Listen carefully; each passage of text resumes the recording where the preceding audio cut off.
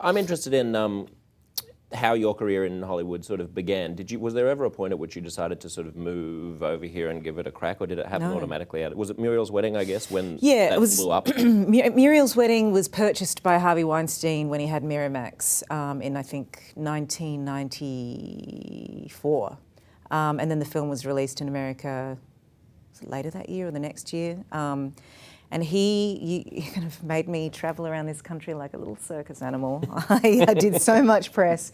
But it opened so many doors. I've never really moved here. I've spent a lot of time in predominantly New York and LA, but and I have a lot of friends here, but I've never really shifted domestically. When Muriel's Wedding suddenly became, this cute Aussie film that suddenly erupted in the States, did that kind of blindside you?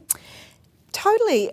You should know, it's not like I had a whole slew of film history behind me. That was my second film. I was 20 when we made it. I remember when I first So the fact that anyone wanted to watch it was like, huh, what? It was just incredible to me. But I do remember being in New York. I was here doing some press, walking down the street, and these guys kind of suddenly stopped and did, the first kind of, oh my God. And that was like, wow, this is not Kansas anymore. Was it a similar experience maybe with Sideways, where this seems to be an indie film, it's a cute little script, it's lovable characters, but who would have thought that it was going to be this massive, massive deal? Or did you? It came along, thank God, when it did, because I was a suicidal TV has-been at that point. Which is why I got the role, because the guy was a suicidal TV has-been. It definitely shifted things around. Who's the male model with Paul Giamatti? Look at that! Wait a second. Now, of course, it was a major pivot point, and I wouldn't be sitting here today if it weren't for Sideways.